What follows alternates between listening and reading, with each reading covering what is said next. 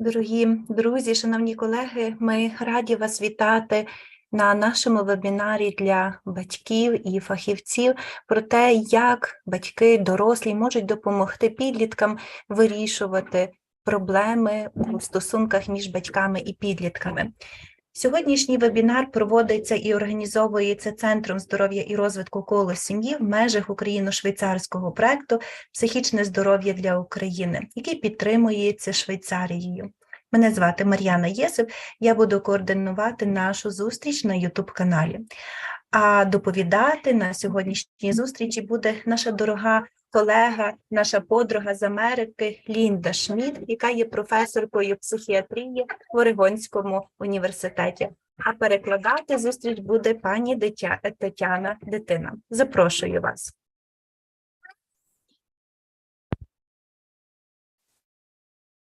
Shall I go ahead and share my screen? Yeah, okay. Hello, everyone. Thank you for joining me today.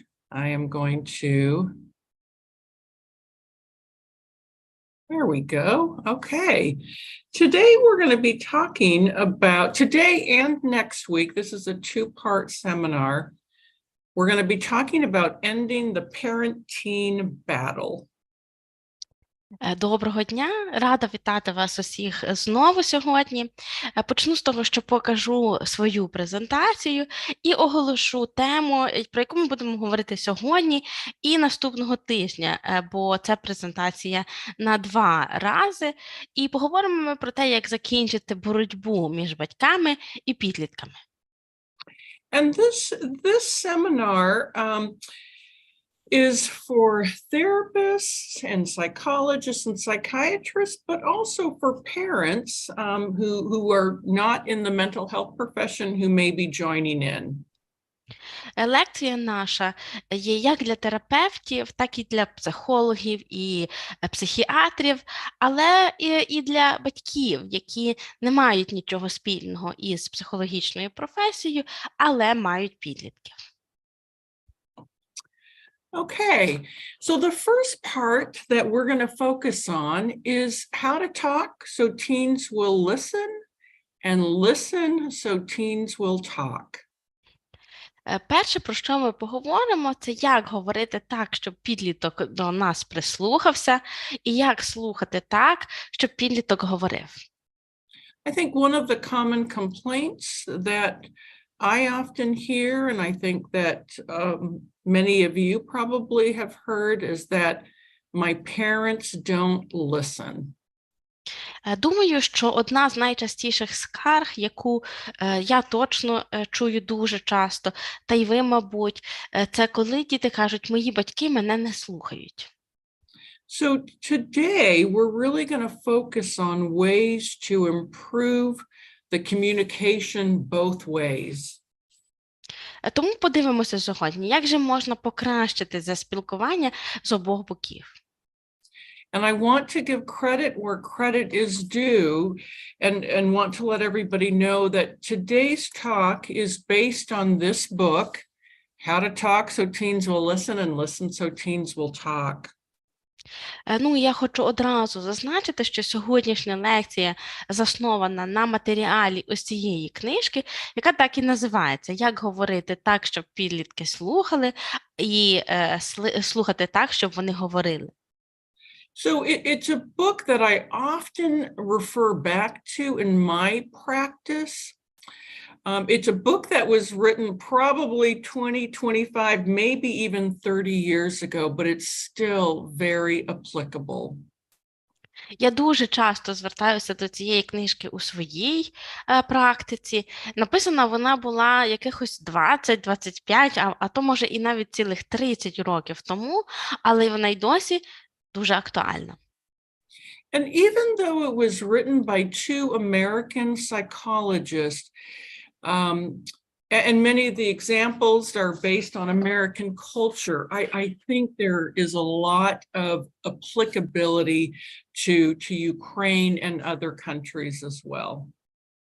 І хоча написана ця книга двома американськими психологами, і більшість із прикладів тут пов'язані і засновані на американській культурі, усе ж багато чого у цій книжці можна застосувати і до України, і до багатьох інших країн. Okay, so the first part that we're going to focus on is dealing with teenager feelings. Що ж, перша частина нашої сьогоднішньої розмови – це як справлятися з почуттями підлітків. So in the next 4 slides, I want you to pretend that I am your teenager. На наступних 4 слайдах пограємо з вами у гру. Я буду вашою дитиною-підлітком. And I'm going to tell you a few things that are on my teenage mind. And I want you to think about how you might respond as a parent or an adult that is guaranteed to turn them off. Я буду висловлювати ті речі, які зазвичай говорять підлітки, а ви подумаєте, як можна відповісти на це, як у ролі батьків або інших дорослих, як можна відповісти на те. Okay, first one is, I don't know if I want to go to college or university. Я ще не знаю, чи хочу йти вчитися в коледж або університет. So this is your teenage boy, and he comes to you and tells you this. Ось ваш хлопчик-підліток приходить до вас і таке вам заявляє. If you're not thinking and cautious, how might you respond? Якщо ви не дуже ретельно добираєте слів, якою буде ваша відповідь? So some common reactions might be, don't be ridiculous. Of course you're going to college. Найчастіші такі відповіді прозвучать так. Не вигадуй, звичайно, ти будеш йти в університет. This is the dumbest thing I've ever heard you say. Я ще такої дурниці від тебе не чула. I can't believe you would even say that. Are you trying to break my heart? Як ти взагалі можеш таке казати? Ти хочеш мені серце розбити? Okay, next. Why do I always have to be the one to take out the garbage? Ще одне. Чому це завжди я повинен виносити сміття? Or, fill in any chore. Або будь-який домашній обов'язок. One response that's guaranteed to turn this boy off might be, because you never do anything here except eat and sleep. Одна із відповідей, яка точно розлютить цього хлопця, буде, бо ти й так тут нічого не робиш, тільки їсть і спиш. Or, why do you always have to complain? Або чому ти завжди скаржишся? Or, how come your brother doesn't give me a hard time when I ask him to do something? Твій брат так мене не дістає, коли я щось його прошу зробити. I'll let you read it, Tatiana. Тепер інша ситуація. Ми сьогодні мали довгу лекцію про наркотики. Це купа лайна, і все, що вони хотіли зробити, це намагалися нас налякати. Okay, reaction might be, scare you. He's trying to knock some sense into your head. І ваша реакція може бути така: налякати вас, то навпаки вони вас вчать, як правильно жити. Or, if I ever catch you using drugs, you'll really have something to be scared about then. Або якщо я зловлю тебе на вживанні наркотиків, от тоді тобі варто злякатися. Or, the trouble with kids today is that you think you know everything. Well, let me tell you, you've got a lot to learn. Але ж ті діти сьогоднішні завжди знають, що вони все знають. Давай я тобі розкажу, чого тобі ще треба повчитися. I'll let you read that. Мені все одно, хвора я чи не хвора, я не хочу пропускати цей концерт. Reactions might be, that's what you think. You're not going anywhere tonight. І ваші реакції. То ти так собі думаєш, сьогодні ти нікуди не йдеш.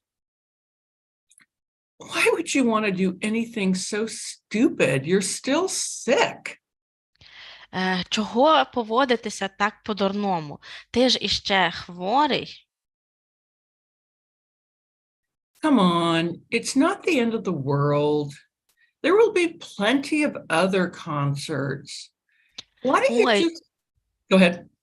Ой, та то ж не кінець світу. Скільки ще тих концертів буде? Why don't you just play their latest album on your phone, close your eyes and pretend you're at the concert. Включи собі їхній останній альбом на телефоні, закрий очі і уяви, що ти на концерті. So as you may have gathered, in each of these responses from a parent or adult, it pretty much is guaranteed to shut any further conversation down. Як ви, мабуть, уже здогадалися, такі реакції чи подібні з боку батьків чи з боку інших дорослих з високою імовірністю припинять будь-яке наступне спілкування. Or it's almost guaranteed to lead to an argument. Або ж гарантовано призведе до суперечки. So in the next portion of the talk, I'm going to talk about some basic principles and skills that can be helpful in terms of speaking to teenagers when they're troubled or upset. Надалі я поговорю про кілька таких принципів і навичок, які дуже корисні у спілкуванні з підлітками, коли вони розлючені, засмучені або встряли у якісь труднощі. And in each case, you will see an example of the kind of talk that can either add to their distress or help them deal with it. І для кожної ситуації ви побачите різні варіанти. Ті, які ще більше засмутять підлітка, або ті, які допоможуть.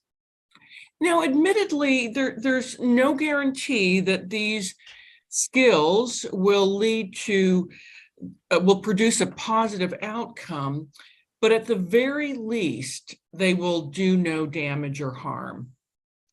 Звісно, нема жодної гарантії, що застосування оцих підходів якимось чином може допомогти, але принаймні вони не нашкодять. Okay, the first skill is to acknowledge your teenager's feelings.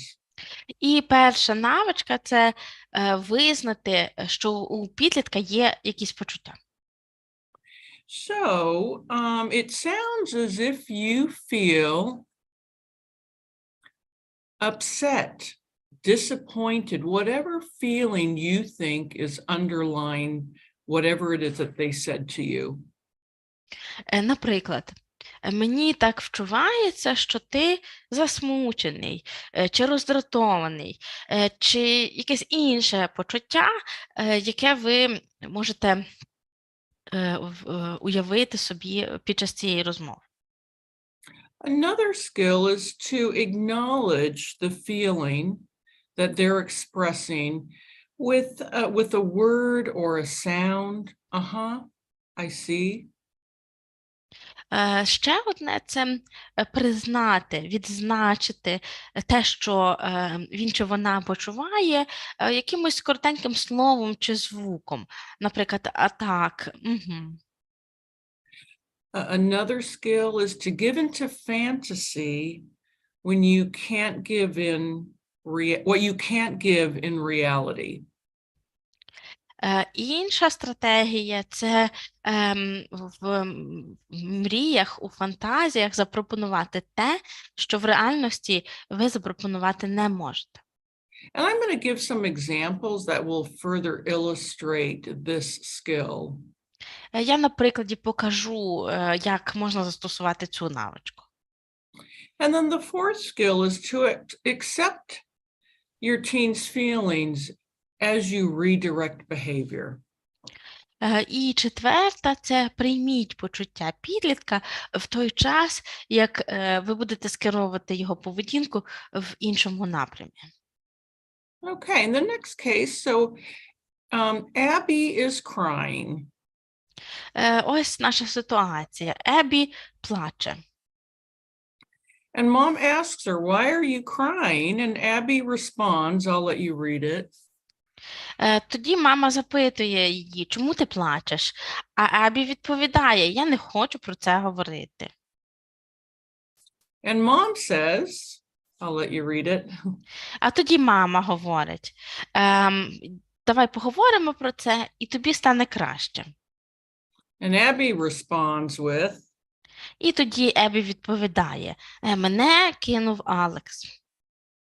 and then mom says, І тоді мама, та що ж, ну його, він і так тебе ніколи не любив. and Abby says, Але він мені подобався, каже Ебі. and then mom says, А мама каже, та забудьте про нього, у тебе буде багато інших хлопців. І And тоді Abby- Ебі, а ось, що ти про це думаєш? so this may seem like a perfectly acceptable exchange. Mom does not want Abby to feel bad. Це виглядає на цілком таки прийнятну розмову, адже мама не хоче, щоб Ебі засмучувалась. But by dismissing her daughter's distress, she inadvertently adds to that distress. Але відкидаючи те, що її донька засмутилася, вона, не хотячи, ще більше її засмучує. So, and Abby is likely to leave this conversation thinking to herself, Mom just doesn't understand. І найімовірніше, наприкінці цієї розмови Ебі собі піде і буде думати, мама мене не розуміє. So a more thoughtful or a different exchange that might do a better job acknowledging and exploring Abby's feelings might go like this. Інша розмова, яка більше буде звертати увагу на почуття Ебі і приймати ці почуття, буде виглядати так. Ебі, я бачу, ти засмучена. Не хочу про це говорити. Мама, ну не дарма ж ти так засмутилася. Ебі, я мала б це передбачити. Він завжди фліртував з іншими дівчатами. Мама, це може зашкодити. Ебі, так, я постійно казала собі, що я йому дуже подобаюся. Мама, ти так хотіла в це вірити. І Ебі, так, але це виявилося неправдою. В будь-якому випадку він не та людина, яка мені підходить як хлопець. So mom can't take away all or even part of Abby's pain. Мама не може забрати собі усього болю чи навіть частини болю від Ебі собі. But by putting Abby's thoughts and feelings into words, she helps her daughter deal with reality and gather the courage to move on. Але висловлюючи словами те, що зараз думає і почуває сама Ебі, вона допомагає своїй доньці справитися з реальністю і рухатися далі. Okay. Again, instead of dismissing feelings, identify thoughts and feelings. Знову ж таки, замість того, щоб відкидати ці почуття, відзначте їх. Okay, next skill is instead of ignoring feelings, Наступна навичка, замість того, щоб ці почуття ігнорувати. and here we have, let's say, Alex saying, oh no, my report is due tomorrow. А тут вже маємо Алекса, який каже, завтра мені треба здати звіт. And his mother responds with, І мама йому відповідає, не кажи мені, що ти ще його не закінчив. Алекс, я думав, що ще маю час до п'ятниці. І мама, так завжди буває, коли ти не плануєш заздалегідь. Алекс, але? Ніяких але, каже мама. Сідай і зроби його зараз.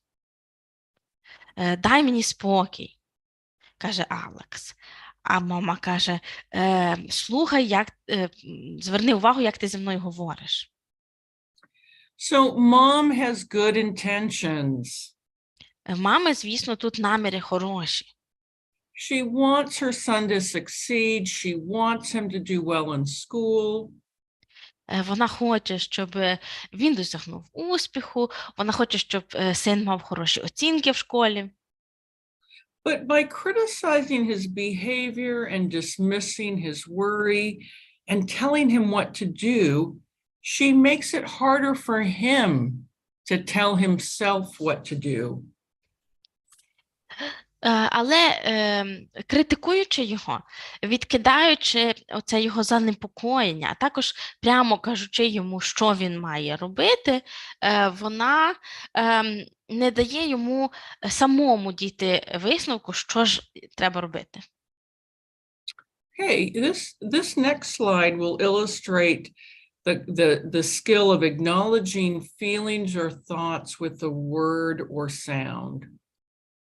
На наступному слайді проілюстровано цю навичку визнавати почуття якимось словом, словами або звуком.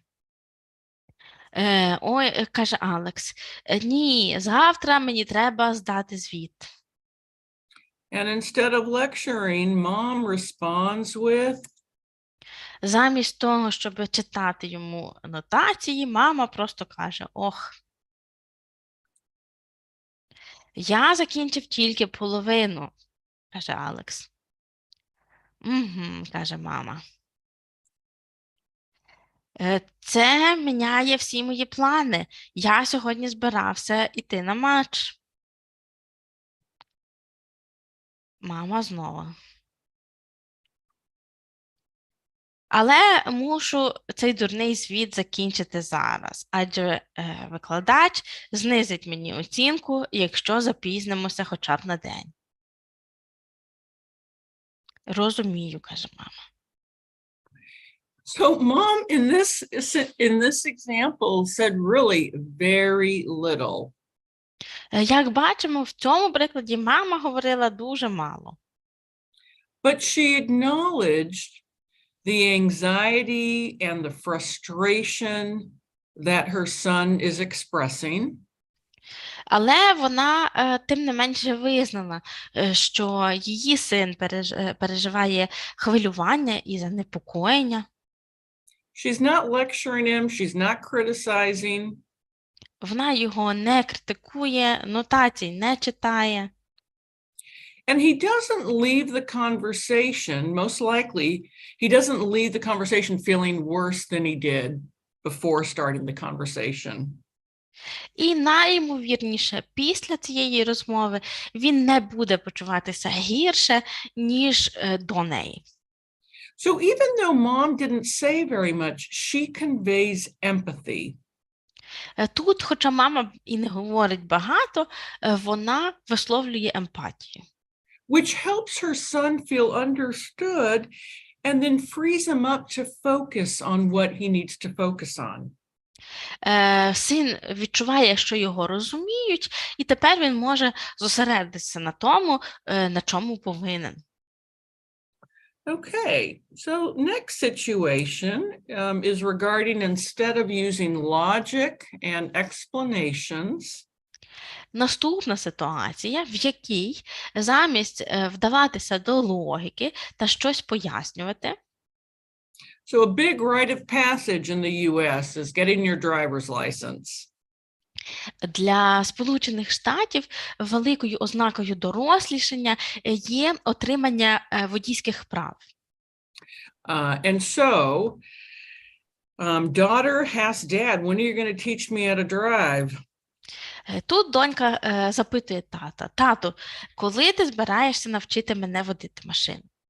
And dad responds with, І тато відповідає: я вже тобі казав, коли станеш дорослою. Мені вже 17, каже донька. Тато: так, це означає, що ти ще замала, щоб отримати права. А тато Кім уже її вчить, каже донька. Але Кім уже має 18. Але її батько почав навчати її, коли їй було ще 17, каже донька. І тато каже: він – це не я.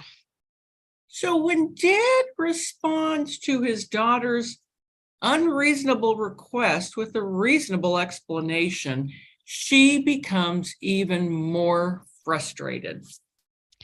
Коли тато намагається обґрунтовано відповідати на не дуже обґрунтоване прохання своєї доньки, то вона ще більше дратується.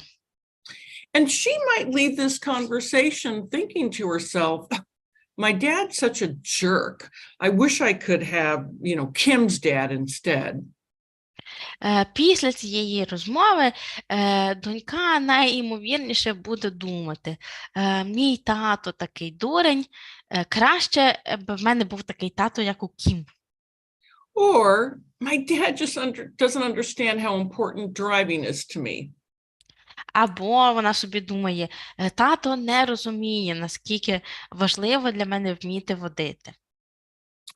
Okay, so instead of logic and explanations, this is an example of how to give in fantasy what you can't give in reality.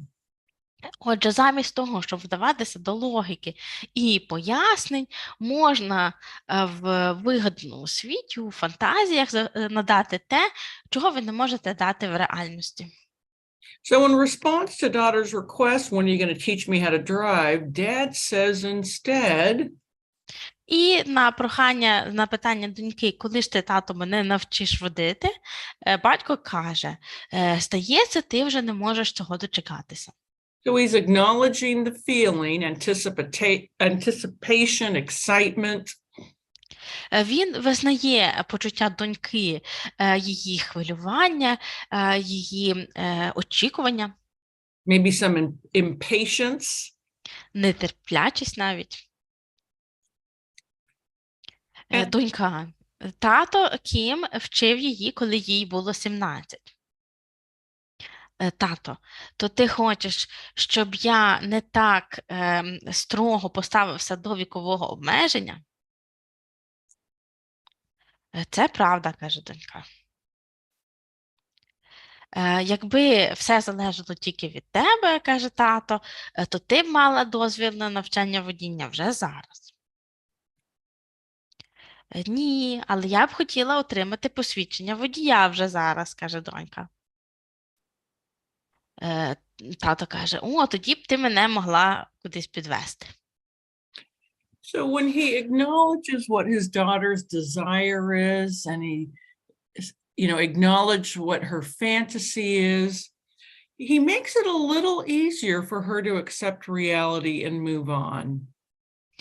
Тут, визнаючи її бажання, визнаючи оті фантазії і сподівання доньки, він допомагає їй легше примиритися з реальністю.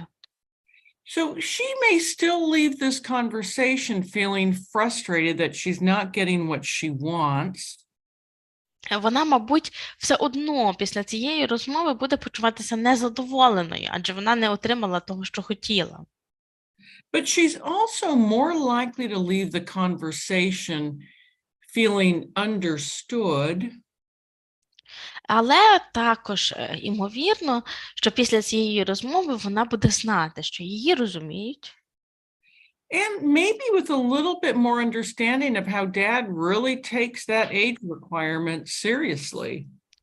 А також може ввійти в татову ситуацію і зрозуміти, що тато до обмежень віку ставиться серйозно. Okay, next we're going to talk about going against your judgment.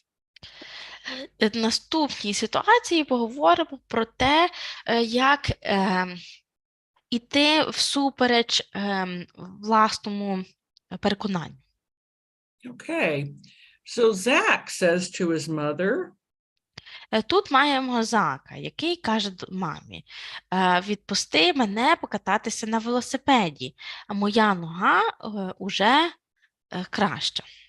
and she says, Мама йому на це: «Ні, це не так, нога ще набрякла». «Але вона вже не болить», каже Зак. І мама: «І я все одно думаю, що це погана ідея. Ти ж знаєш, що сказав лікар». Зак: «Але ж усі мої друзі йдуть, будь ласка, повір мені, я буду легенько, тільки потрохи». І мама каже: «Ну, якщо ти будеш обережний». «Дякую, мама, ти найкраща», каже Зак.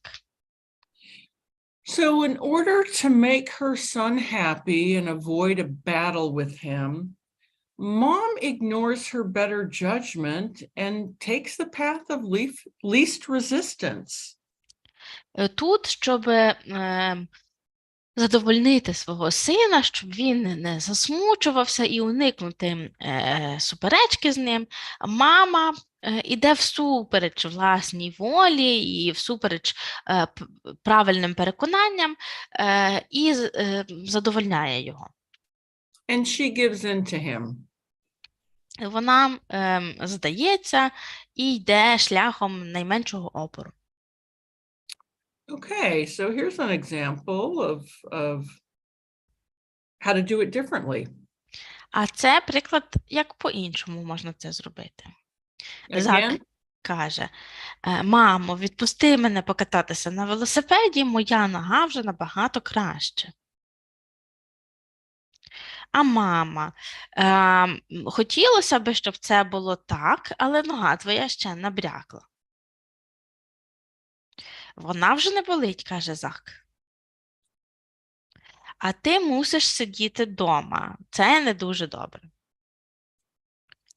І ще я пропустив зустріч на треку минулого тижня. А мама каже: «Який ти будеш радий, коли твоя нога нарешті заживе». Адже лікар порадив зараз відпочивати, доки не зійде набряк. І Зак каже: «От».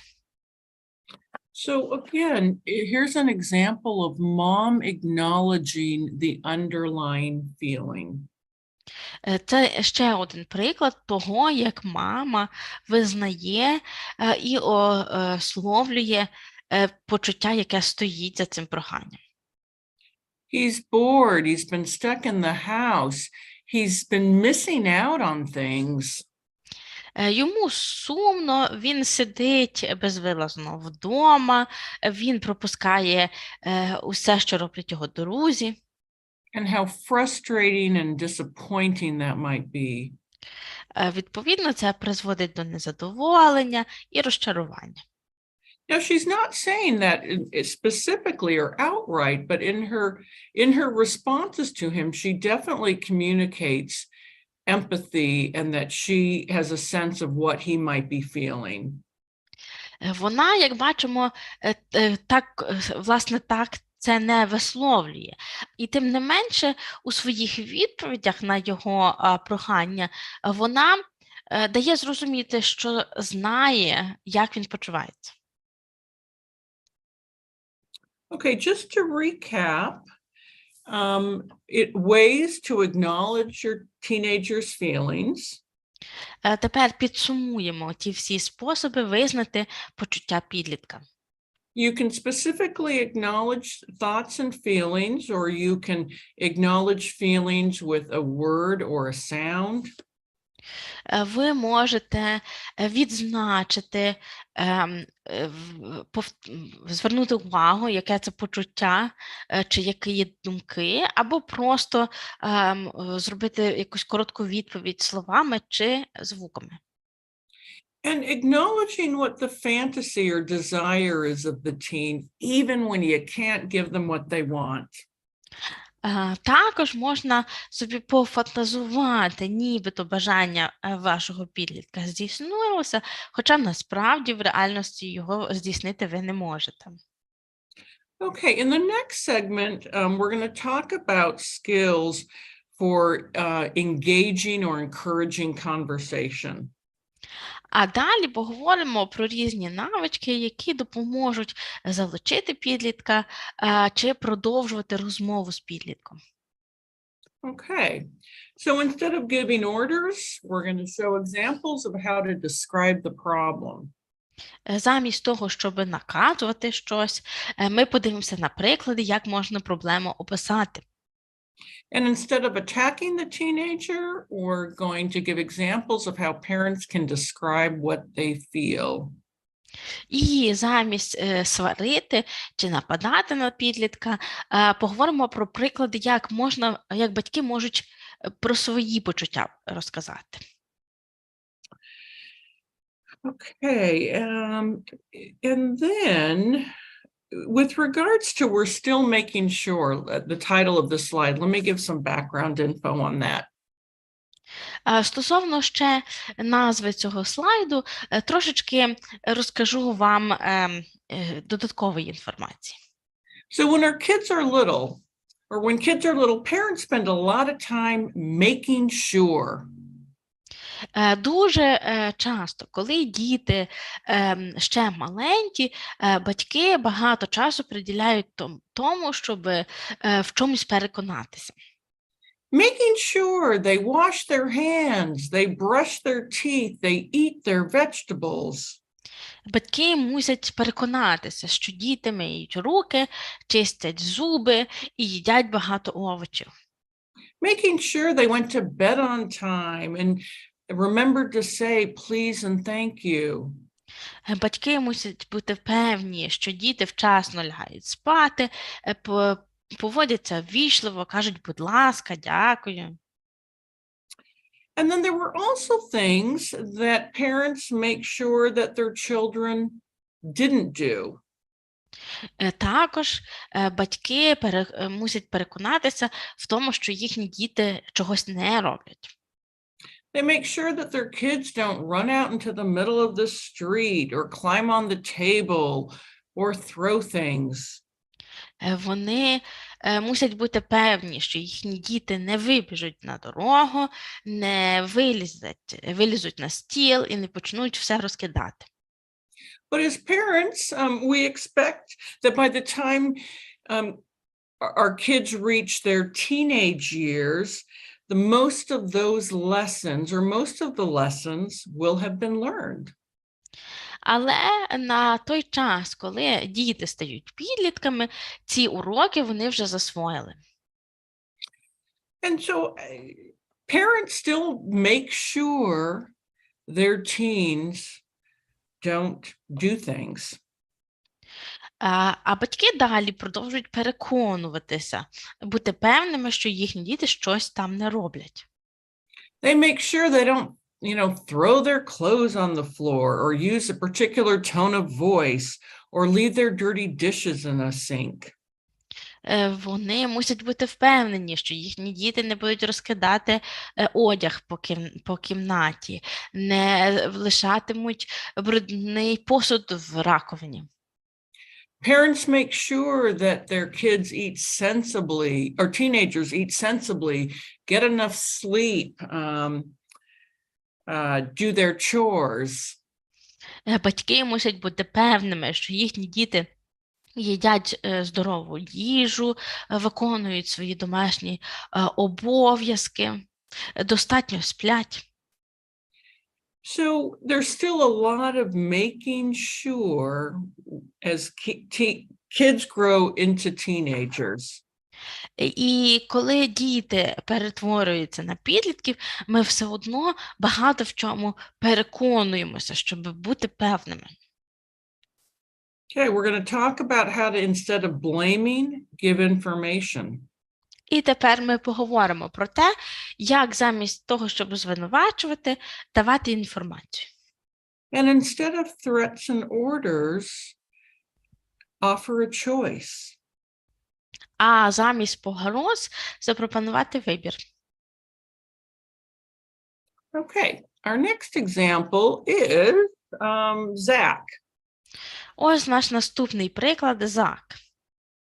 He has dug into the food that has just arrived without giving any consideration to family members. Він накинувся на їжу, яку щойно доставили, навіть не задумуючись про інших членів сім'ї. And Dad says, А тато йому каже: поклади назад. and Zach says, На що Зак каже: та ні, я голодний. and Dad says, І тоді тато: ти завжди голодний, поклади назад. and Zach responds with, А тоді відповідь Зака: запізно, там уже мої мікроби. when parents bark orders, it often leads to resentment on the part of the child. Коли батьки гавкають на дітей і дають їм накази, то з боку дітей є тільки заперечення. And with certain children, there can be a lot of resistance. З деякими дітьми буде дуже багато навіть опору. So instead of giving orders, describe the problem. Тому замість того, щоб кидатися наказами, опишіть, у чому проблема. So Dad says, То тато може сказати: Джеф, це маленька піца. Для кожного з нас є лише один шматок. Ох, каже Зак. Ти куди? Питається тато. Я пішов за спагетті. so by describing the problem, so in this case, it's, hey, there's not enough for everybody if you eat all the pizza. Teens become part of the solution. Якщо підлітку описати, в чому проблема, в даному випадку, що якщо ти все з'їсть, то іншим нічого не залишиться, ті підлітки самі починають шукати рішення. Or to restate that, we invite teens to become part of the solution. По-іншому це сформулюю, ми так якби запрошуємо підлітків разом з нами знайти рішення. Okay.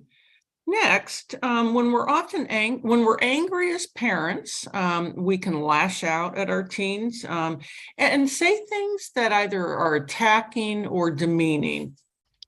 Ми, як батьки, коли буваємо розгнівані, то дуже часто нападаємо і кричимо на дітей, на підлітків. При цьому можемо сказати щось таке, що знецінює їх. So Dad's upset because his son did not shovel the front walkway of snow. Тут тато дуже засмутився, бо син не розчистив від снігу під'їзд до хати. And Dad says, І тато йому каже: ти такий безвідповідальний. And son replies, На що син відповідає: я щойно повернувся додому. Чому ти на мене кричиш? and then dad says, А тато каже: я ніколи не можу на тебе покладатися. Ти пообіцяв прибрати сніг сьогодні вранці. І син каже: чому ти все звалюєш на мене? Ти ніколи не просиш Марка щось зробити. So when parents demean or attack, teens will withdraw or they will counterattack, which is what the son did in this case. Коли батьки нападають або знецінюють підлітків, то вони будуть або закриватися в собі, або навпаки контратакувати, що в цьому випадку син і зробив. So another approach would be to describe what we feel. And in this case, dad says, Іншим підходом буде описати, що ви відчуваєте. Як ось тут зробив тато. Він сказав: я розчарований, я ж думав, що до моменту мого повернення сніг буде розчищений. and then the son responds, А син каже: так, я пам'ятаю про це, але нас затримав тренер. and dad responds with, І тоді тато: значить, ти хотів це зробити.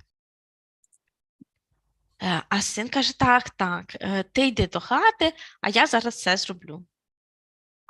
So when we describe what we feel, it's easier for kids to hear parents and respond helpfully. Коли ми опишемо, що саме почуваємо в цю мить, то дітям легше відповідати на це і поводитися відповідально. So in the previous slide, dad was clearly angry. На попередньому слайді тато однозначно сердився.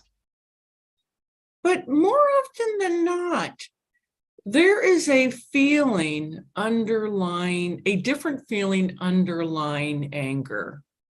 Але в більшості випадків під злістю, гнівом ховається інше якесь почуття. And it can take a little more time to identify what that feeling is. Дуже часто потрібен якийсь час, щоб зрозуміти, що це за почуття. So in this example, dad's feeling was disappointment.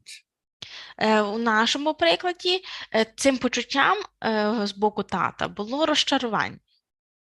You know, his son had promised him something and then didn't follow through and let him down. Адже тут син йому пообіцяв щось зробити, не зробив цього і підвів його. And yes, those feelings can then lead to anger and frustration and lashing out. Звісно, потім це почуття може призвести до гніву, до незадоволення і до нападок. But taking a moment to check in with themselves, a parent can more readily identify, I'm angry because I'm disappointed. Але варто приділити цьому трошечки більше часу і запитатися себе, наприклад, чому я розгніваний, тому що розчарований. Okay, in the next slide, we're going to talk about instead of blaming, На наступному слайді поговоримо про те, що можна зробити замість звинувачень. so mom says to her daughter, Мама каже до доньки: подивися, що ти зробила зі своїм светром. daughter washed the sweater in the washer and it has shrunk. Як бачимо, донька попрала цей светр у пральній машинці, і він зсівся. Daughter says, Я ж нічого не робила, просто його попрала. and mom responds with, І тепер мама каже, ти цей светер зруйнувала. And daughter comes back with, На що донька говорить, а звідки я могла знати, що він так сядеться? so like most people, when teens are attacked, they become defensive. Ну і так само, як усі люди, підлітки, коли на них хтось нападає, починають захищатися. Or when they feel accused. Або коли їх звинувачують. So in these instances, it can be much more effective and helpful to give information. В цих випадках набагато корисніше буде давати інформацію. So mom instead says, Замість цього мама каже, доню, іноді корисно прочитати етикетку перед пранням. and it's important to note that she says this in a respectful, calm tone that is without any evidence of sarcasm. Тут важливо зауважити, що говорити це треба спокійним тоном, з повагою і без жодної нотки сарказму.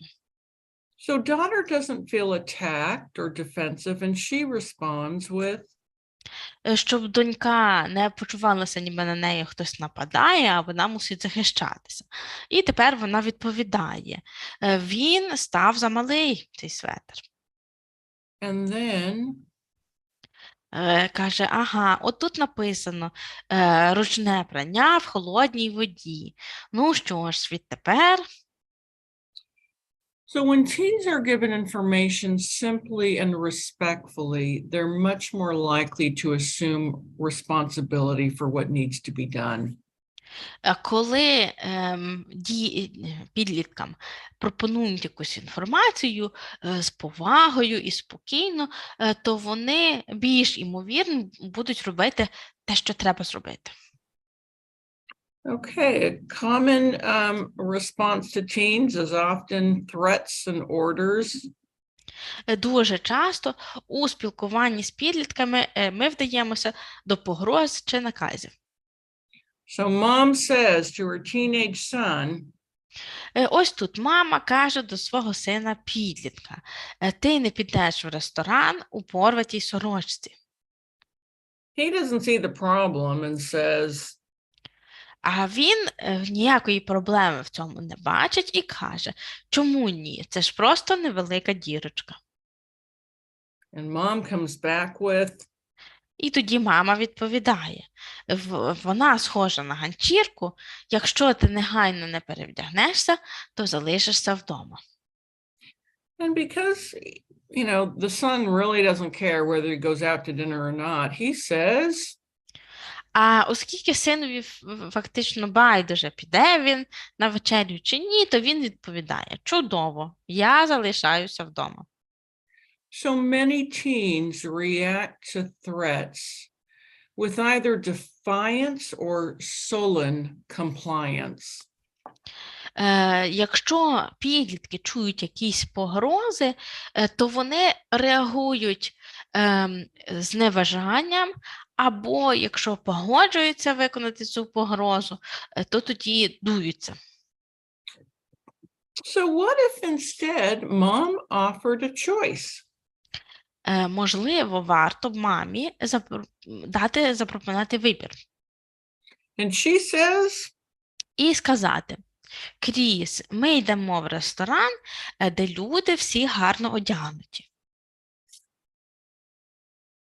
Ну то що, каже Кріс. and then she says, А мама каже, ти можеш одягнути будь-яку сорочку, лиш би вона не була рвана. Або одягни жакет поверх тієї, яка на тобі зараз. and she replies with, І тоді син відповідає, передягатися я не хочу, де мій жакет?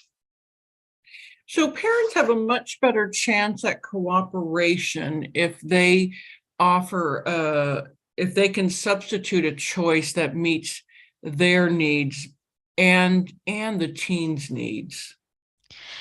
Як бачимо, батьки мають більше шансів отримати співпрацю з боку підлітків, якщо запропонують вибір, який і батькам підходить, і підліткам. And I think in this case also illustrates that sometimes parents have to think about what's most important. Тут ця ситуація також добре ілюструє те, що є випадки, коли батьки мусять подумати, а що найважливіше. And in this case, mom may have asked herself, is it more important that my child join us for this meal out to this restaurant? It might be a special occasion. Or is it more important that he be dressed a particular way? І тут мамі варто себе запитати, що важливіше? Те, щоб син пішов разом з нами у цей ресторан, можливо, це якась особлива подія, чи що він буде одягнутий в якийсь там спеціальний спосіб. And while she'd like her son to look nice and dress up a little, she'd rather, given the option, she'd rather that her son be at the restaurant than not. І хоча, звісно, їй би хотілося, щоб він виглядав якнайкраще, тут, зважаючи на ситуацію, вона радше погодиться, щоб він був з ними, пішов на цю подію, ніж лишився вдома. Okay, and instead of a long lecture, І замість довгої лекції, mom says, в якій мама говорить, скільки разів я просила не класти свій брудний рюкзак на стіл, де ми їмо. and then mom says, Мама далі продовжує, адже це антисанітарія. Він, напевно, був на підлозі автобуса, шкільного туалету і Бог зна де. so teens tend to tune out lectures. А підлітки лекцій просто не слухають. So this is an example of where parents could say it in a word. Ось приклад, як можна все висловити одним словом. Chances are that daughter leaving backpack on the table has occurred more than once. Цілком можливо, що донька уже не вперше кладе рюкзак на стіл. And either she's not thinking, or she's distracted, or she doesn't care, and she still puts her backpack on the table. Вона або не подумала перед тим, як його класти на стіл, або просто чимось відволіклася, або їй байдуже, де той рюкзак знаходиться. She's more likely to respond to a simple prompt rather than a long lecture. І тут вона, мабуть, краще зреагує на одну підказку, ніж на довгу лекцію. So a short reminder focuses a teen's attention and is more likely to engage their cooperation. Тому ось таке коротке нагадування звертає увагу підлітка на це і, ймовірніше, призведе до співпраці. Okay. Next, we're going to talk about how, instead of pointing out what's wrong, Тепер поговоримо про те, що можна зробити замість того, щоб вказувати, що неправильно. okay, so mom says, І тут мама говорить, ти так не любиш свою сестру, що ніколи не перестаєш її критикувати. and son says, А тут син відповідає, але ж подивися, як вона одягається, які в неї дурнуваті окуляри. І мама, достатньо, твої друзі такі ж самі погані, як і ти. А син каже, І її друзі такі ж самі. Мої друзі вважають, що її друзі дивні. So teens usually react to criticism by defending their behavior. Коли підлітки чують критику, вони захищають свою поведінку. Instead, so the issue is that mom is upset with how her son treats his sister. Тут, як бачимо, мама засмутилася, бо син погано ставиться до сестри. So instead of pointing out what's wrong, let's state our values and expectations. І тут, замість того, щоб перелічувати усе, що не так, варто чітко заявити про свої цінності і очікування. So mom says, Мама говорить, мені не подобаються такі сварки в нашій родині. Ти можеш сказати своїй сестрі щось таке, що було би корисним? and her expectation І тепер її сподівання.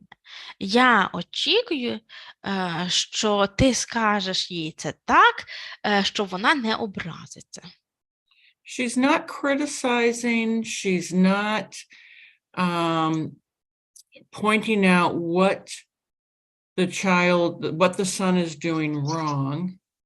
Тут вона не критикує, не перелічує, що саме син робить не так. Instead, she says, I don't like hearing put-downs. Here's what I expect.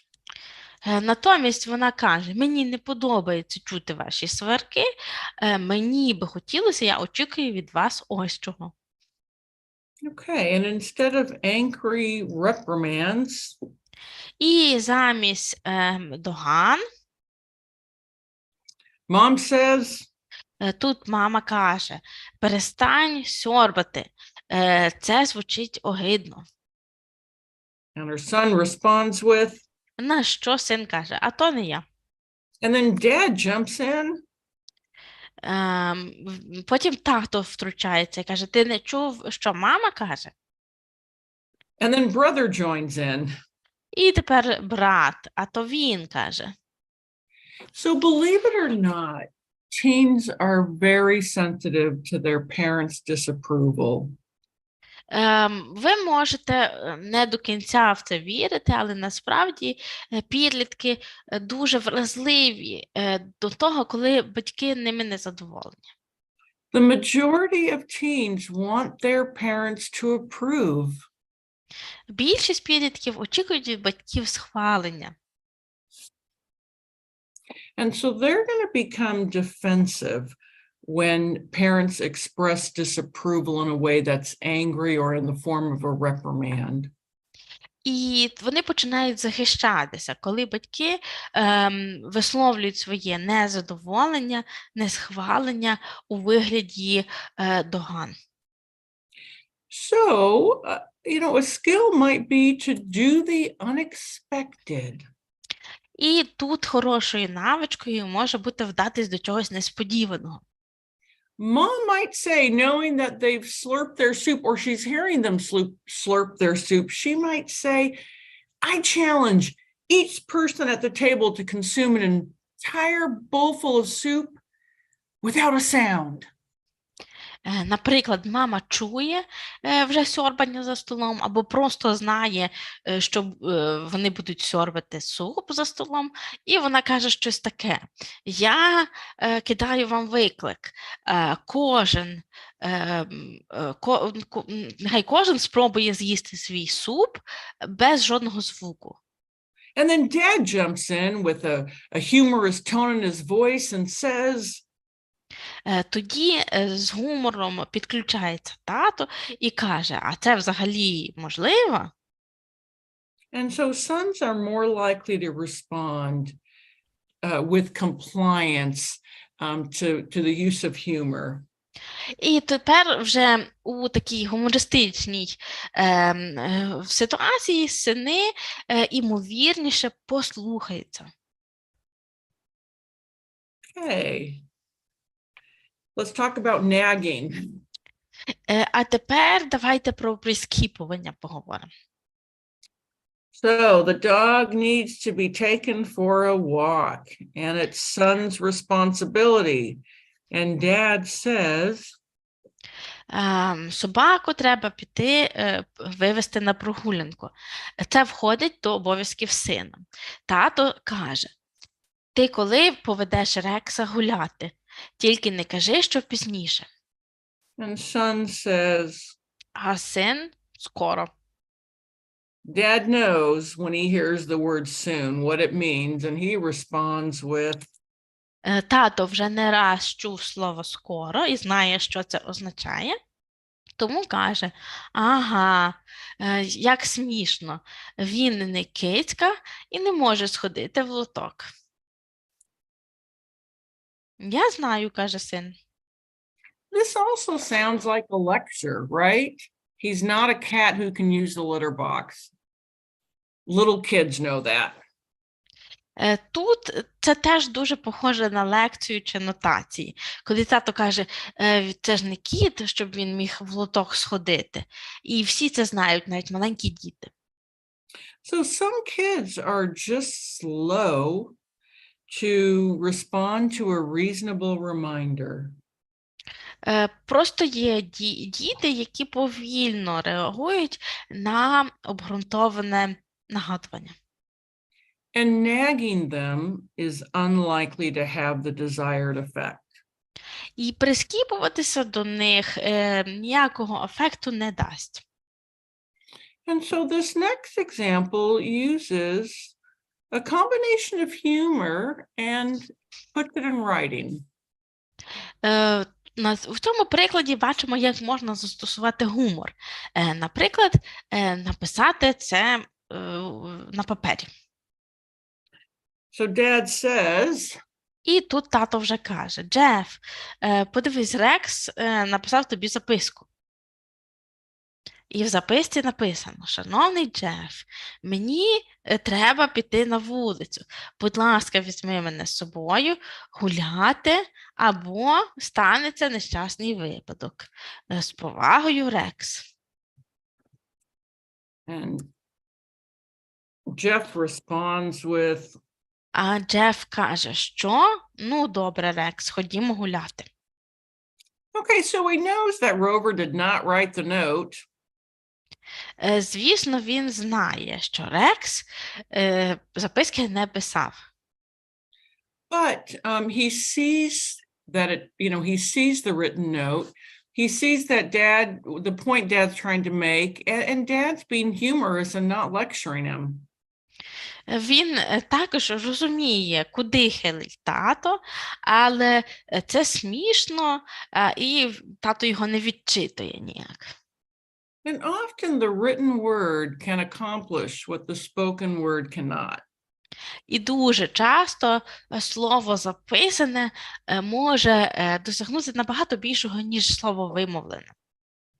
And I will admit that I only recently discovered this with my husband. Мушу сказати, що я виявила, що це і до мого чоловіка працює. When the weekend rolls around, I have found that if I write a little list of things that I'd like him to do, and I put it on the kitchen table where he drinks his coffee, he's much more likely to get it done. Я виявила, що коли починаються вихідні, і коли я запишу перелік тих речей, яких я хочу, щоб він зробив за ці вихідні, і покладу цей список на столі, там, де він зранку п'є каву, то він більш ніж, ймовірно, це виконає. And we've been married 31 years, and I only recently discovered this. Ми вже одружені з ним 31 рік, а виявила я, що це так працює зовсім недавно. It works. Але це працює. Okay. So again, instead of pointing out what's wrong, state your values and expectations. Підсумуємо. Замість того, щоб вказувати, що щось не так, скажіть, проговоріть свої цінності і очікування. Instead of angry reprimands, do the unexpected. Instead of nagging, put it in writing. Замість гнівних докорів зробіть щось несподіване, а замість прискіпуватися, напишіть це на папері. Okay, the next two slides are about problematic communication patterns. На наступних слайдах поговоримо про схеми поведінки, які призводять до проблем. I'll let you read that. Зачитаємо. Як ти міг бути таким дурним? Не можу повірити, що ти такий безвідповідальний. So this is an example of name calling. How can you be so stupid? Це приклад, скажімо так, обзивання, адже тут йдеться про те, як ти можеш бути таким дурним. So stupid, irresponsible, name calling. Дурний, безвідповідальний, образи, іншими словами. So imagine if you were spoken to this way by someone in your family or at work. Уявіть собі, що до вас хтось так звертається, хтось із родини чи на роботі. Our automatic response or reaction is to become defensive and to argue. І нашою автоматичною реакцією буде захищатися, відбиватися. I'm not stupid, I'm not irresponsible. І захищати себе. Я не дурний, і я не безвідповідальний. You're just too demanding, or you just notice everything I do wrong. То ти до мене присікуєшся, то ти звертаєш увагу тільки на все, що я роблю погано. I'll let you read that. Якщо ти не вважаєш, що треба робити свою роботу, то, мабуть, не варто тобі більше давати кишенькові гроші. So this is an example of a threat. Це приклад погрози. And threats rarely work. І погрози рідко спрацьовують. And they breed resentment. І вони найчастіше призводять до відсторонення. And they're much more likely to elicit a response such as, Найімовірніше, після них ви отримаєте таку відповідь. fine, don't give me my allowance, I don't care. Ну, добре, можеш не давати мені кишенькові гроші, дуже мені там треба. I'll let you read the next one. Попереджаю тебе, якщо почнеш спілкуватися з цією компанією, то до добра це не приведе. So warnings rarely work. І попередження також рідко коли працюють. Again, what's the feeling underlying this statement? Знову ж таки, яке почуття лежить під таким висловлюванням? My guess is that the parent is worried about the influence of this teenager's circle of friends. Я так собі думаю, що тут мама чи батько хвилюється про те, який вплив справить на дитину її оточення, її друзі. And is worried that something unfortunate or unsafe might happen. І батьки хвилюються, що може статися щось небезпечне і недобре. Okay, and the next one. Я прошу зробити тебе одну дрібницю. І навіть це для тебе забагато. Я так багато працюю, щоб дати тобі все необхідне. So this is an example of martyrdom. Це приклад жертви, пожертвування. Martyrdom is rarely an effective intervention. І така жартовність, вона рідко коли призводить до ефективного результату. I'll let you read this. Ще один приклад. Ти плануєш просто із футбольного тренування, не помившись, іти на танці. Ти будеш чудово пахнути. Дівчата просто вишикуються в чергу до тебе. An example of sarcasm. І це приклад сарказму. And sarcasm is aggressive and is rarely, if ever, effective. А сарказм є агресивний і рідко коли досягає ефекту. I'll let you read that. Чому ти не можеш бути схожим на свою сестру?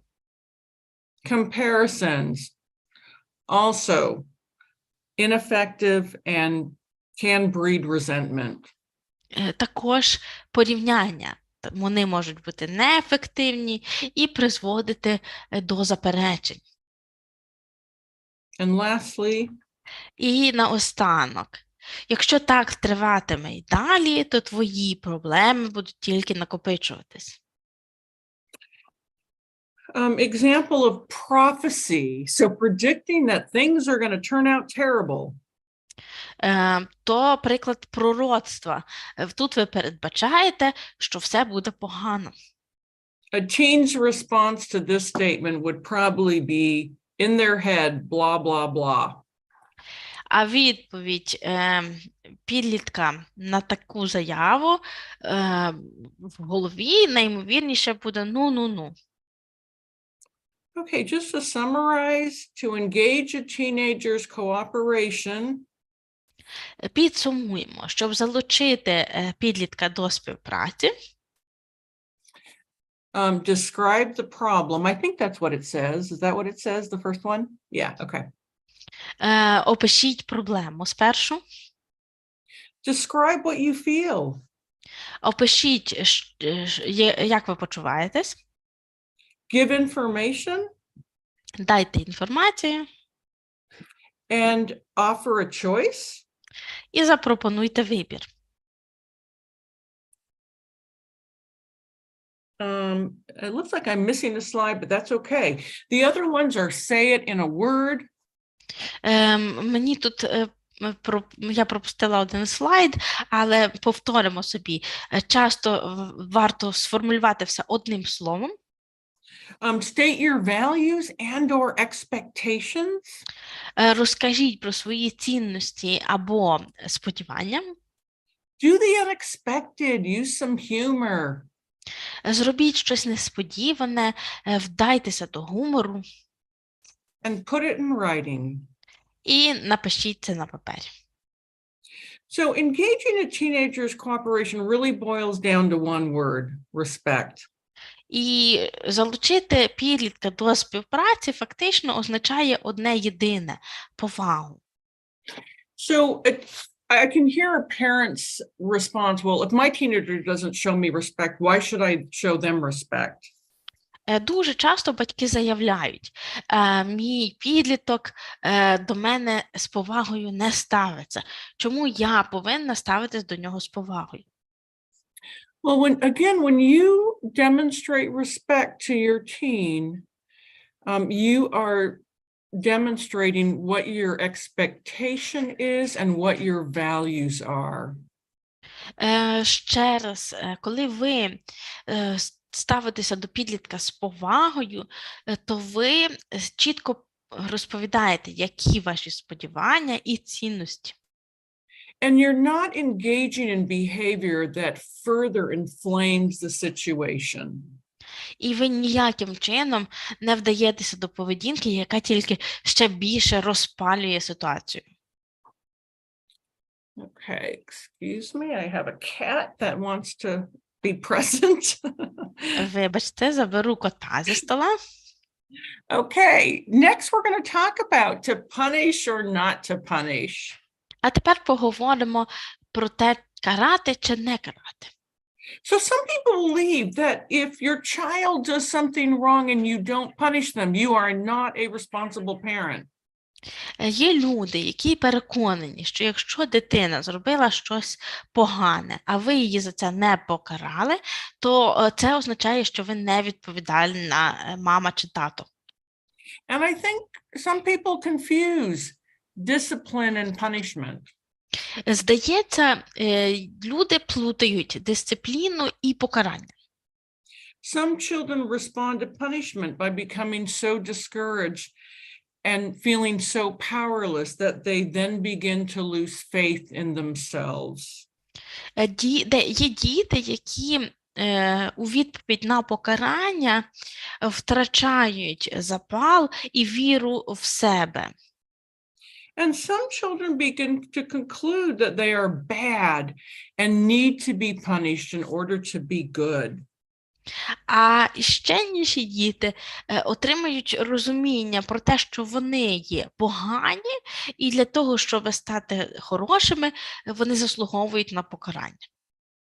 And then some youth become so angry and resentful, and they continue their behavior, but devise ways to not get caught. А ще є такі молоді люди, які заперечують і продовжують свою погану поведінку, при цьому шукаючи шляхів, щоб їх не застукали.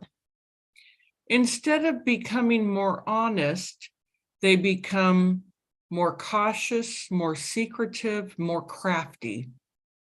Замість того, щоб ставати чеснішими, вони стають обережнішими, таємничішими і винахідливішими. As mentioned, some parents see discipline and punishment as one and the same. Як я вже казала, є батьки, які думають, що дисципліна і покарання – це те саме. And I think some parents feel that if they were to completely eliminate punishment as a disciplinary tool, would they become helpless? Також є батьки, які переконані, що якщо вони відмовляться від покарання як від дисциплінарного заходу, то будуть безпорадні. Would teenagers rule the household? Що підлітки почнуть керувати всією сім'єю. Would they become wild, undisciplined, self-absorbed, spoiled brats? Що вони стануть обмеженими, складними, егоїстичними. Would they walk all over their parents? Що вони потопчаться ногами по своїх батьках. Or might there be methods other than punishment that can help our teens behave responsibly? Або, може, є інший спосіб, який не є покаранням, але який допоможе підліткам поводитися відповідальніше.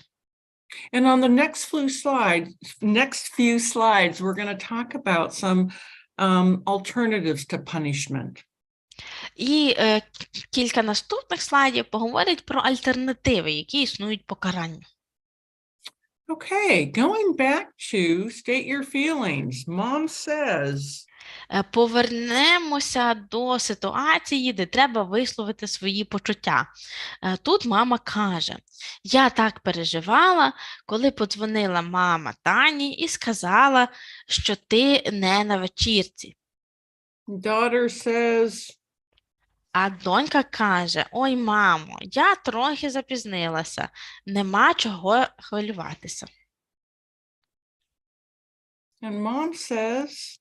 А мама каже: то для тебе було трошки запізнилася, а всі дуже стурбувалися. So, daughter, you think it's not a big deal that you were late, but the people who were waiting for you were worried, and then they called me, and I was worried. Тут мама говорить: це для тебе нічого страшного, донько, але люди, які тебе чекали, хвилювалися, і вони подзвонили мені, і я теж хвилювалася. So the message is that when you aren't where people expect you to be and you haven't notified them, people worry. Тому тут висновок який? Якщо ти кудись ідеш, і люди сподіваються, що ти прийдеш, а тебе там нема, вони хвилюються. So the next step would be to state your expectations. So a daughter says this by way of an excuse for being late. Наступний крок – це сформулюйте свої очікування. І тут донька ось як пояснює своє запізнення. Я познайомилася з хлопчиком з класу, і ми розмовляли. Я цілком забула про час. And mom says, І мама каже, Кель, я сподіваюся, що коли ти кажеш, що на якийсь час десь будеш, то дотримаєшся цієї обіцянки. so these are my expectations. Ось мої такі сподівання, очікування. And then we show our teen how to make amends or how to rectify the situation. А потім показуємо підлітків, як виправити цю ситуацію.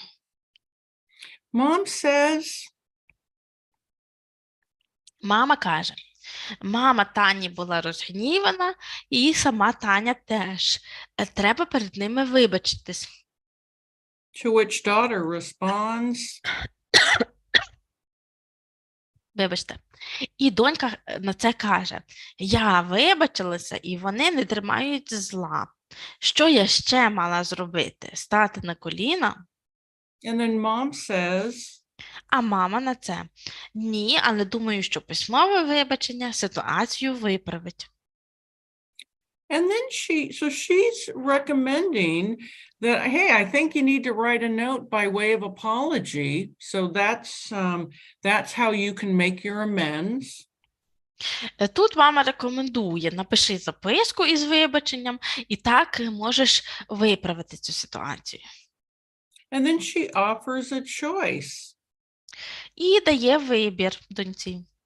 When daughter says, Коли донька каже, я не хочу писати нічого, the mom's offer of a choice is, то мама дає їй вибір. То, може, краще зателефонуєш? so the daughter feels like, okay, she's got a little bit of control over this. I can either write the note or call. And І she тут says, у Sorry. доньки з'являється відчуття вибору. Вона знає, що може або написати записку, або зателефонувати, і на це каже, ні, мені соромно, я краще напишу, якщо ти мені допоможеш. mom's not going to write the note for her, so she says, Мама не збирається писати за неї записку, тому каже, починай, а я допоможу, якщо буде складно. okay, but let's say, suppose Kelly, the daughter, repeats her offense. Припустимо, донька Келлі знову повторює свій вчинок. Suppose mom receives another, hey, where's Kelly phone call? Припустимо, знову до мами дзвонять і питаються, а де ж Келлі? And so Kelly is now asking mom, hey, Tanya wants me to come over. Can I go? Тут Келлі каже до мами, Таня знову запрошує мене прийти в гості, чи я можу піти? Mom replies, Мама каже, ні, вибач, не сьогодні.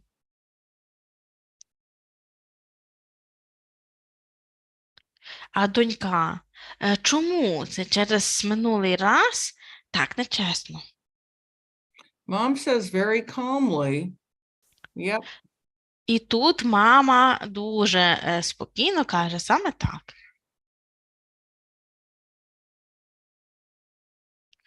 Добре, добре, каже донька, то можна піти? А мама відповідає, не сьогодні, мені потрібен вечір без хвилювань. То коли можна буде, питається донька. And mom says, here's the action plan. А мама пропонує їй план дій. Коли я побачу письмовий розклад, це підтвердить мою впевненість. So in a sense, so it's a little bit of a punishment because she's not letting her daughter go out, but it doesn't come across that way. Тут це є свого роду покарання, бо мама не дозволяє доньці йти в гості. Але воно так не звучить. Mom's explanation is, I just need a worry-free night. Бо мамине пояснення – це я хочу мати вечір і не хвилюватися.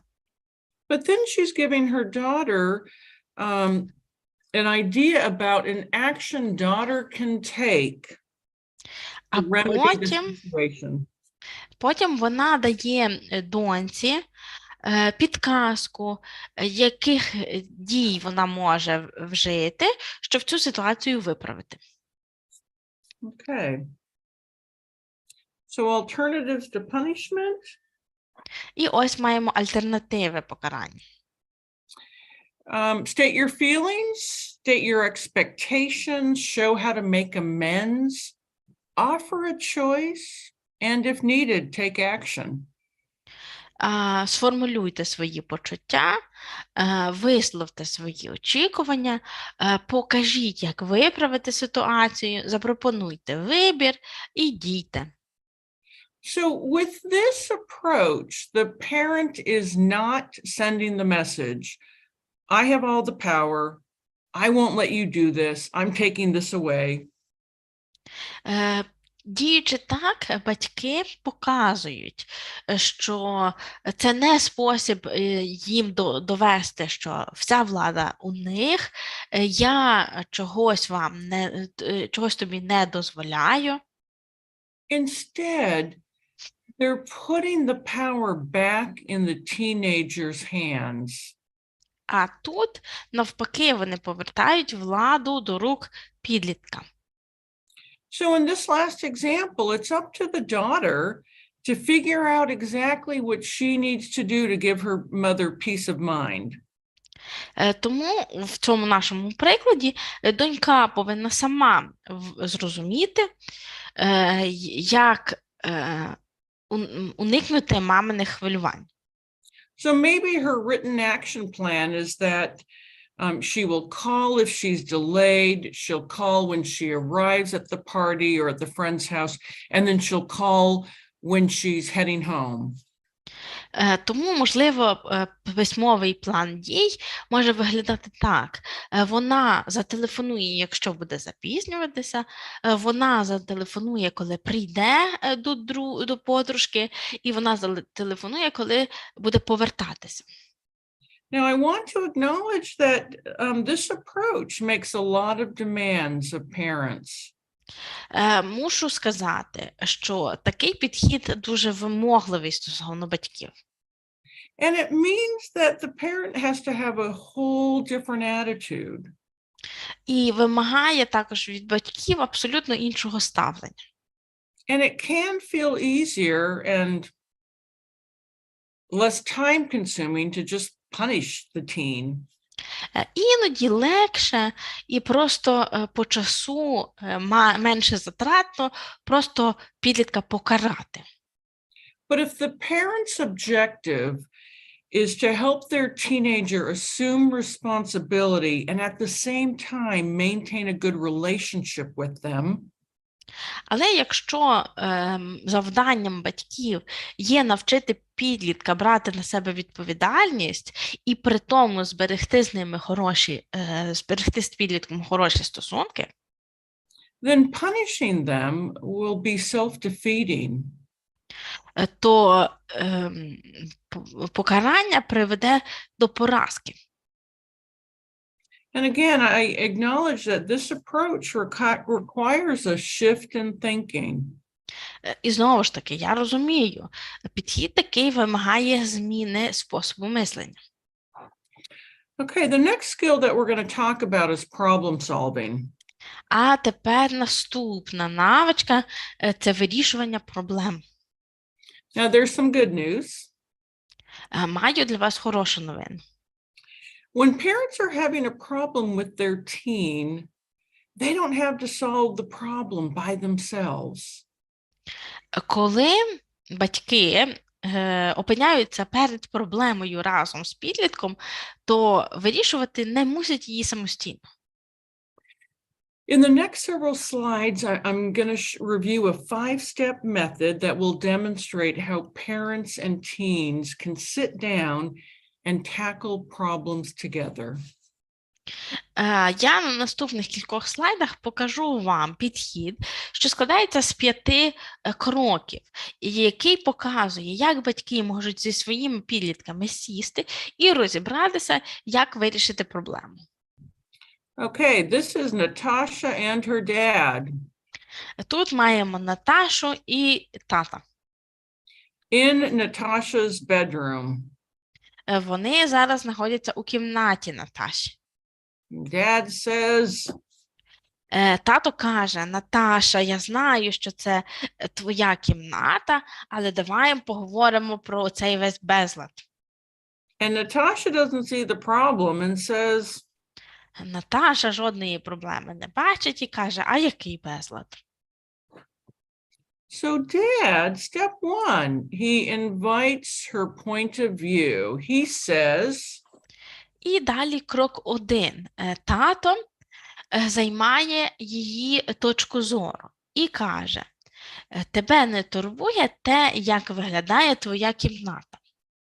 and Natasha acknowledges, Наташа визнає це і каже: я насправді не чистюля, у мене своя система, я знаю, де що лежить. so it's clear that the state of Natasha's room bothers Dad, and then he invites Natasha's point of view and learns that it really doesn't bother her. Як бачимо, тата непокоїть стан Наташиної кімнати, він намагається зрозуміти її точку зору і виявляє, що для неї це ніяка не проблема. And then Dad states his point of view. So we've invited her point of view first. Тепер, після того, як тато послухав точку зору доньки, він висловлює свою. Мені це не подобається. Я б хотів, щоб тут було більше порядку. To which Natasha responds, І Наташа на це каже: то не дивися, закрий двері. А тато: проблема в тому, що від запаху риби я не можу закрити двері. А Наташа каже: я нічого не відчуваю. okay, so clearly Dad has a problem, Natasha doesn't. Знову ж таки, як бачимо, проблему бачить тато, а Наташа ні. But Dad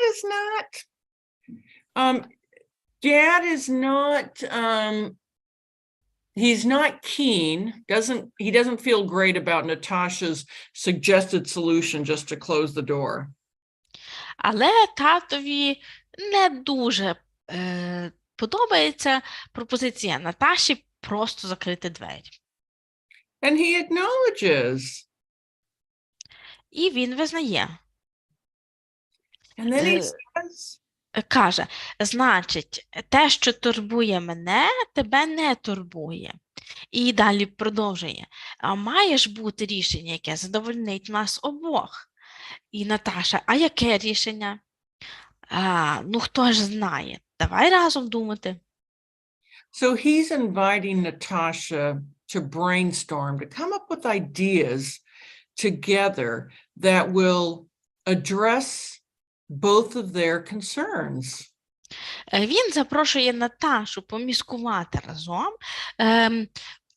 придумати різні ідеї, які би вирішили їхнє занепокоєння. He's essentially inviting her to problem solve with him. Він запрошує її вирішити цю проблему разом з ним. And so they have a brainstorming session together and they write down all ideas. Тому вони сідають, проводять мозковий штурм і записують всі ідеї.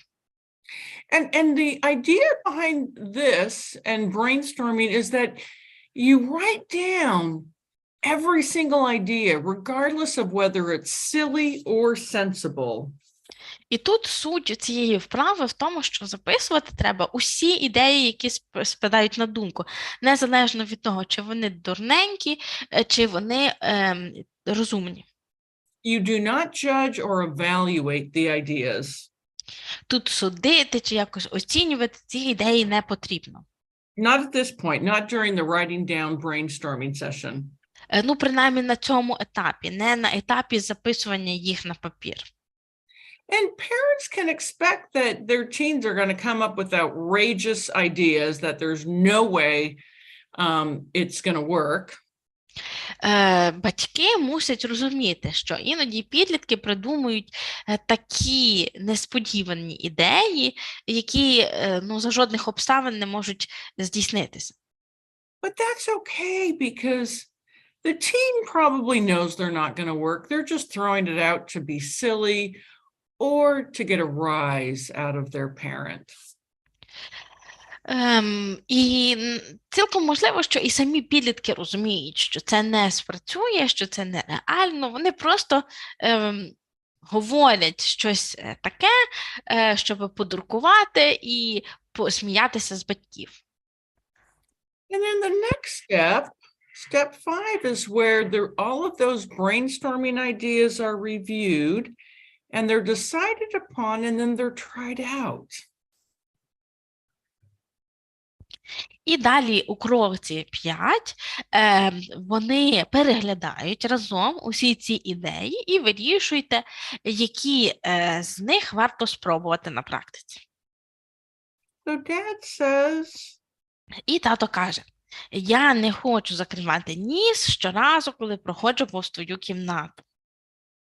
And Natasha says, А Наташа каже, ну добре, я викину все, що погано пахне.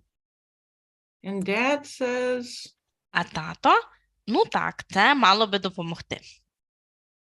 and then she comes up with an idea. І тоді у неї з'являється ідея, а мені би допомогло більше поличок. Чи можна мені мати ще одну шафу? And Dad's agreeable to that idea, so he responds with,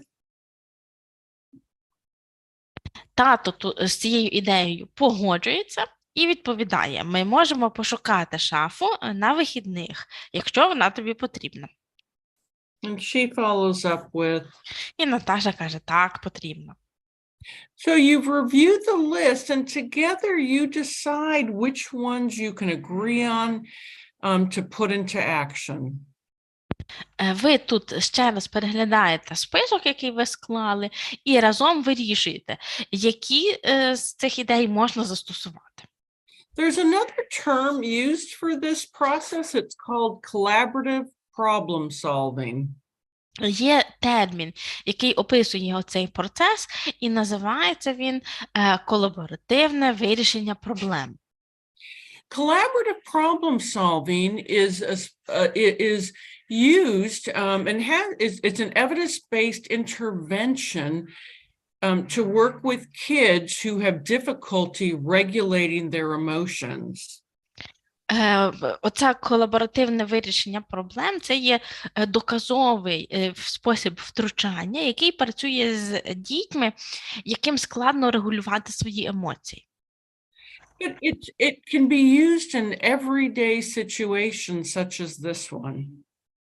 І застосовувати його можна у повсякденних ситуаціях, як ось, наприклад, ця. And just to recap the steps, we're inviting our teen to share their point of view, and we want to do that first. Пройдімося ще раз по цих 5 кроках. На першому ми запрошуємо підлітка поділитися своєю точкою зору. І дуже важливо, щоб вони були перші. And then the parent states their point of view. Потім батьки висловлюють свою точку зору. Again, invite the teen to brainstorm solutions with you. Потім запрошуємо підлітка разом придумати різні ідеї разом з вами. And then you review the list critically and decide which ideas are realistic and, which ones can we implement. Потім разом переглядаєте цей список і вирішуєте, які з цих ідей є реалістичні і їх можна застосувати. So one additional benefit of this problem-solving approach is that it can help parents learn what's really going on with their teen. Додатковою перевагою такого вирішення проблем разом є те, що батьки в процесі можуть дізнатися, що справді відбувається з їхніми підлітками. Now, at face value, it might appear that Natasha is just lazy and messy. Бо на перший погляд може здатися, що Наташа просто бруднуля і лінива, ледащо. But maybe she's completely overwhelmed with schoolwork, and so keeping her room clean isn't a priority. А може, вона настільки зайнята шкільними завданнями, що прибирання кімнати просто не стоїть у пріоритеті. Or maybe she's so overwhelmed by the mess that she really doesn't know where to start. А може, цей безлад так її захопив, що вона просто вже тепер не знає, з чого почати. Or maybe she's depressed and just doesn't have the energy and motivation to get it done. Або у неї депресія, і в неї нема ні енергії, ні мотивації щось робити. I want to also mention that it's not always necessary to go through every single step. Ще хочу сказати, що не обов'язково щоразу проходити усі ці 5 кроків. You may not need to write down all the ideas. It may be just enough to talk them out. Можливо, не завжди треба записувати всі ідеї, просто їх проговорити. Again, I want to emphasize that it's really important that parents not reject the ideas that their teens come up with. Але тут хочу ще раз наголосити, щоб батьки не відкидали одразу ж ті ідеї, які придумують їхні підлітки. Sometimes the worst ideas can actually lead to the best ideas. Бо іноді найгірші ідеї приводять до найкращих. Sometimes there are problems that go beyond this problem-solving approach. And in that case, it may be necessary to seek professional help. Але іноді бувають проблеми, які не можна вирішити за допомогою цього підходу спільного вирішення, ну і тоді треба шукати професійну допомогу. Okay, I think we've reached about halfway through my slide deck. I think this might be a really good stopping point. I know we didn't go the full 3 hours. I wasn't sure how long this would take. Я бачу, що ми наразі пройшли половину моєї презентації, хоча ми дійсно ще не пропрацювали усі 3 години, як планували. But I think this might be a good stopping point. And then next week, we'll pick up with the second part of this webinar. Але, можливо, зараз буде логічний момент, щоб поставити паузу і продовжити другу частину цього вебінару наступного тижня. I want to thank everyone for being here today. Хочу ще раз подякувати вам за те, що приєдналися до нас. And I will look forward to seeing you next week. І запрошую вас на зустріч наступного тижня.